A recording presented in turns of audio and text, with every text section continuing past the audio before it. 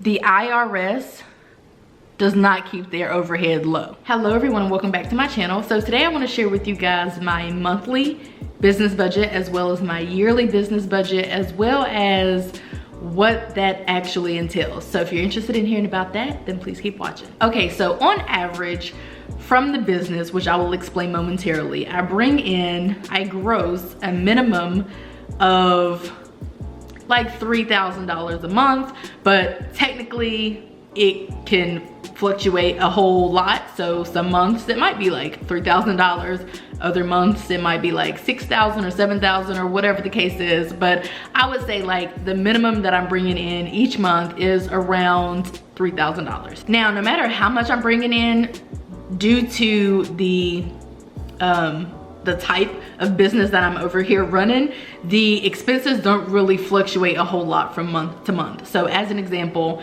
I have, well, let's go ahead and break this down. I have a YouTube channel, hi, and also I have an Etsy shop. I also do coaching and affiliate marketing and other things like that, all pretty much entirely tied into YouTube. Like it all kind of goes back to YouTube. So sometimes I say like I have a small business, other times I say I have two small businesses whenever I want to separate YouTube and all that entails in Etsy. But for the most part, I do think that they could totally exist on their own and be doing the numbers that they're doing even if they existed on their own. But essentially that's what my small business or businesses is made up of. So let me walk you guys through the subscriptions that I pay every single month. Keep in mind that some of these honestly could go.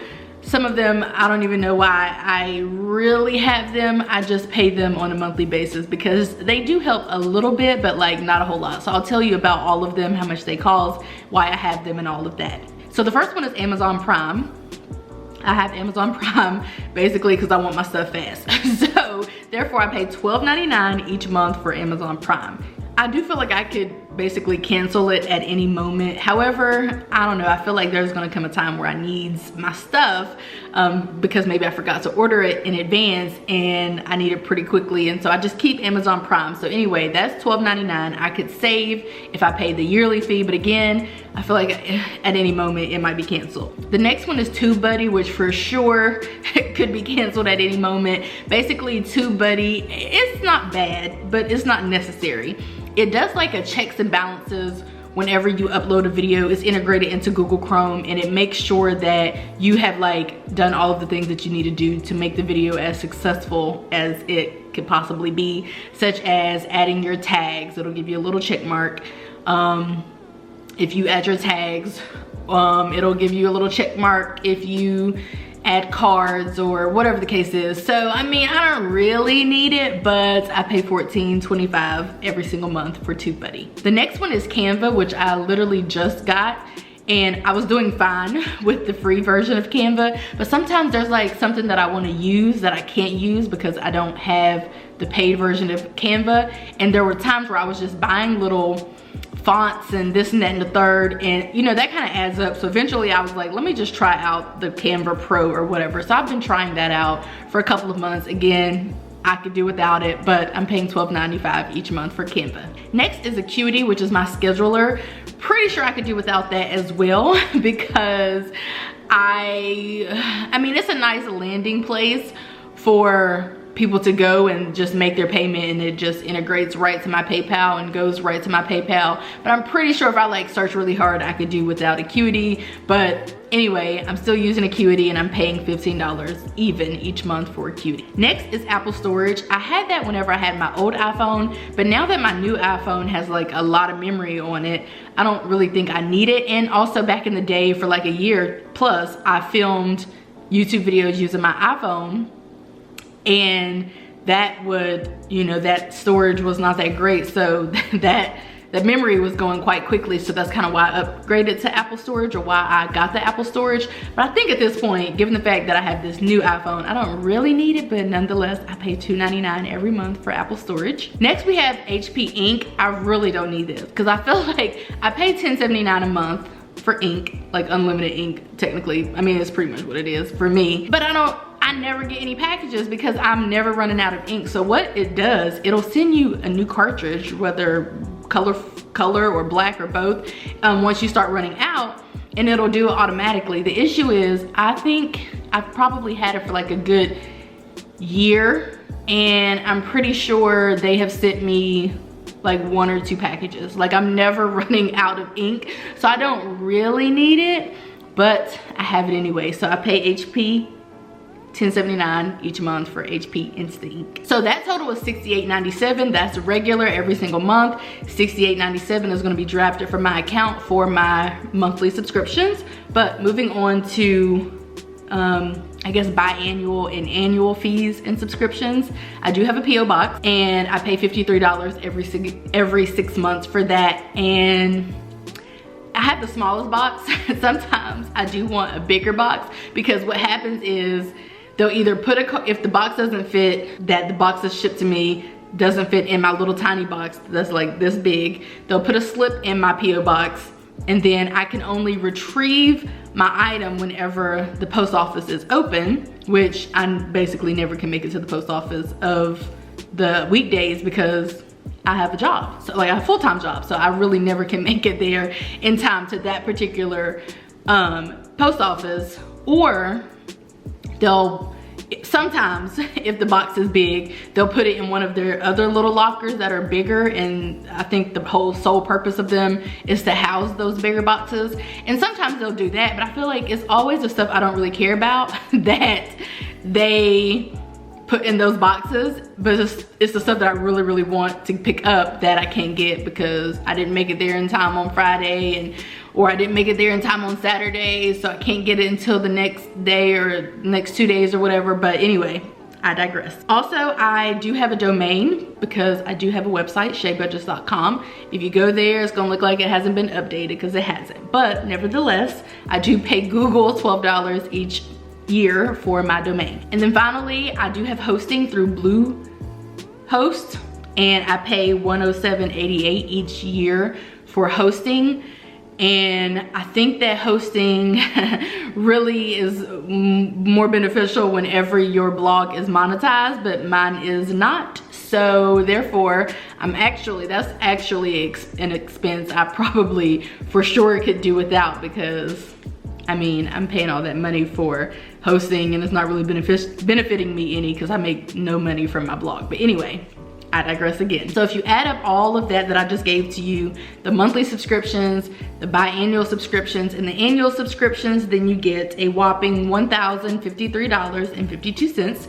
So that is what I'm spending each year for subscriptions and fees. Now, on average, for like things that I purchased to actually keep the business afloat, be it a new camera or microphone or sticker paper or copy paper or ink for my other printer, or whatever the case is, anything that I purchase to keep the business afloat, I'm usually sitting at about $350 each month. So if you do 350 times 12, then you get $4,200 even. And if you add up all of that, the $5,200 plus all the subscriptions and fees and whatnot, then you get $5,253.52. So that's roughly how much I'm spending each year to run my small business. It doesn't include like Etsy fees or anything else, just what I am purchasing to actually create. So whether that's creating some kind of stationary product, or whether that's creating a video, or whatever the case is, that's how much I'm spending to create every single year. So if you ask me, I don't think it's that bad. I think that that's a decent amount. My goal here has always been to keep my overhead low. I don't see the point in just being real extra and just doing the most if it's going to cost me way more than what it should. So like, I'm not buying, like, my camera's $400, my like nicer camera, and then the one I'm filming on now, I got for like $400. Actually, I think they were both like $400. So I have spent roughly $1,000 on equipment, because I do have another lens that does make my nice camera appear even nicer. So roughly I've spent about $1,000 on equipment, but I'm not ever going to buy a $4,000 camera, or I'm not gonna say ever, but there's no time in the near future where I'm gonna spend that much, like my monthly income, on a product that doesn't really matter a whole lot to me. Like, I don't think people are just gonna come flocking at me just because I bought a $4,000 camera. Like, people are either going to, you know, watch my video because they like my personality or whatever, or they're not. I don't think me having no, you know, with the camera, whatever fancy camera, like blurring out all my imperfections, I don't think that's going to get me any more subscribers. So I just keep doing what I'm doing. And like I said, my goal is to keep my overhead low, because you wanna know who does not keep their overhead low?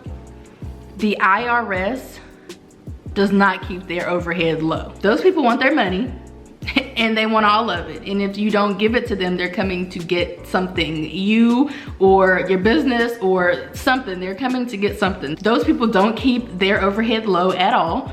And so therefore I try to keep my overhead low in other areas, so that I feel like this is all worthwhile. Because if you're running a business and it's all fancy and whatnot, but you're not really, even the IRS will like knock you for not bringing in income with this business that you have. If you're not, you know, doing X, Y, or Z, then they'll consider it to be a hobby. So like, all I'm saying is, try to keep your overhead low. That's just my philosophy in life. I just don't see the point in doing extra stuff whenever it's going to cut into the income, which is already going to be, if the IRS was not as ruthless as they were, then I would consider doing a little bit more and being a little extra.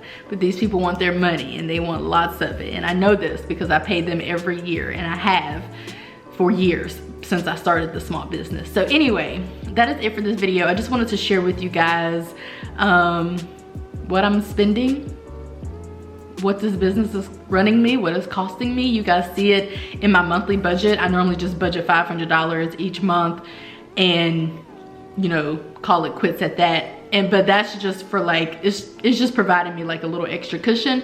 Like I said, if you do the math, you'll see that I'm probably at 400 plus, anywhere between 400 and 500 each month. So I just budget $500 in case, you know, there's something that I've forgotten that I need, or in case I want to sign up for a new subscription or something like that. So when you guys hear me talking about $500 a month, or you see me budgeting $500 a month, which would be $6,000 a year, that is why. But realistically, to run the joint, to run both of the joints, to run all of the joints, to create, I am spending roughly $52, $53 every single year. So that's it for this video. I just wanted to share that with you guys. I hope that you guys enjoyed it, and I'll see you in my next one. Peace.